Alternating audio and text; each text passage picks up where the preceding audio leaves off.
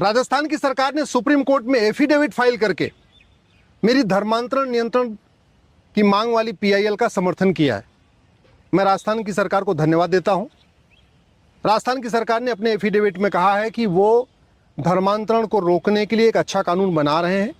कानून बनाने की प्रक्रिया शुरू हो चुकी है, ड्राफ्टिंग शुरू हो चुकी है और बहुत जल्दी उसको कानून विधानसभा से पास करा देंगे।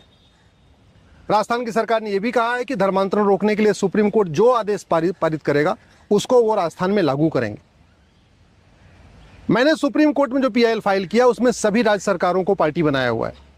सुप्रीम कोर्ट ने सभी राज्य सरकारों को नोटिस जारी किया हुआ है और हमने ये मांग किया है कि धर्मांतरण को राष्ट्र की सुरक्षा के लिए खतरा घोषित किया जाए और धर्मांतरण कराने वाले मिशनरियों और जिहादियों के खिलाफ नेशनल सिक्योरिटी एक्ट लगाया जाए।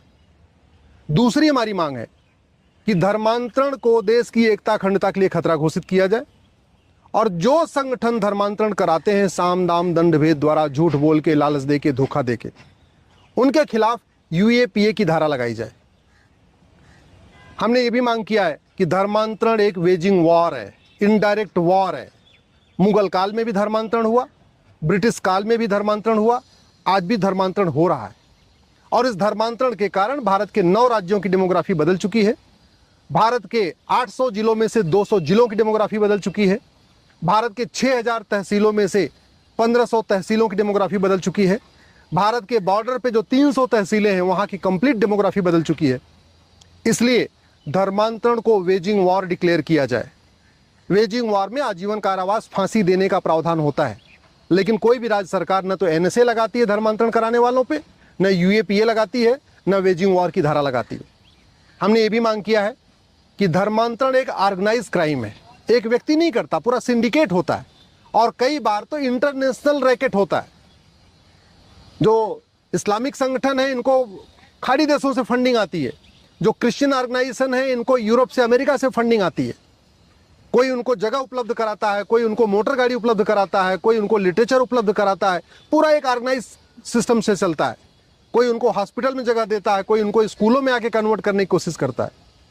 इसलिए धर्मांतरण को ऑर्गेनाइज क्राइम घोषित किया जाए, गैंगस्टर एक्ट लगाई जाए, मकोका लगाया जाए। गुजरात में गुजकोका है ऑर्गेनाइज क्राइम से निपटने के लिए, और इनकी 100% प्रॉपर्टी जब्त किया जाए। जो आदमी धर्मांतरण के रैकेट में शामिल है, डायरेक्ट या इनडायरेक्ट, उनकी 100% प्रॉपर्टी जब्त किया जाए।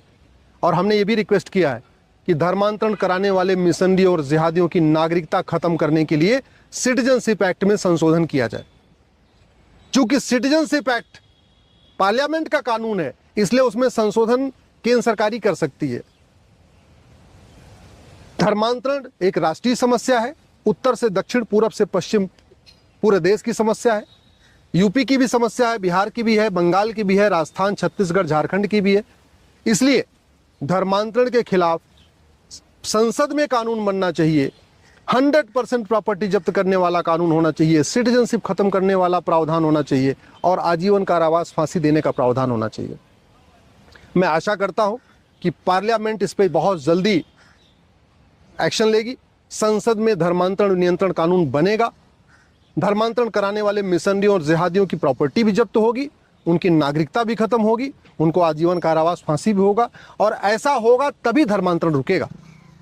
धर्मांतरण से राष्ट्रांतरण होता है। धर्मांतरण के कारण त्योहार बदल जाते हैं, धर्मांतरण होने के बाद व्यवहार बदल जाता है, धर्मांतरण होने के बाद रीति रिवाज बदल जाता है। आप देख लीजिए नॉर्थ ईस्ट में ट्राइबल अपना कल्चर भूल चुके हैं। नागालैंड में कहने को नागालैंड है, न वहाँ नागा संस्कृति बची है, न नागा परंपरा बची है, न नागा रीति रिवाज बचा है, न वहाँ पे त्योहार बचा है। कुछ नहीं, सब खत्म हो चुका है, पूरा क्रिश्चियन हो चुका है। मेघालय में पूरा क्रिश्चियन ने पूरा हाईजैक कर लिया, पूरे शासन व्यवस्था को, पूरी सरकार को हाईजैक किया हुआ है। ऐसे पूर्वोत्तर के राज्यों में यही स्थिति है। कश्मीर में पहले हम देख चुके हैं। अगर हमने धर्मांतरण नहीं किया तो 20 से 25 साल के बाद भारत की डेमोग्राफी पूरी बदल जाएगी। धर्मांतरण के खिलाफ इसलिए कठोर कानून जरूरी है।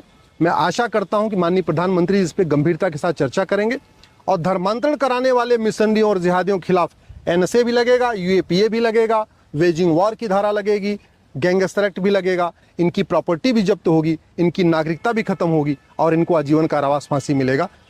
मुझे पूरा विश्वास है कि बहुत जल्दी पार्लियामेंट में इस पर कानून बनेगा।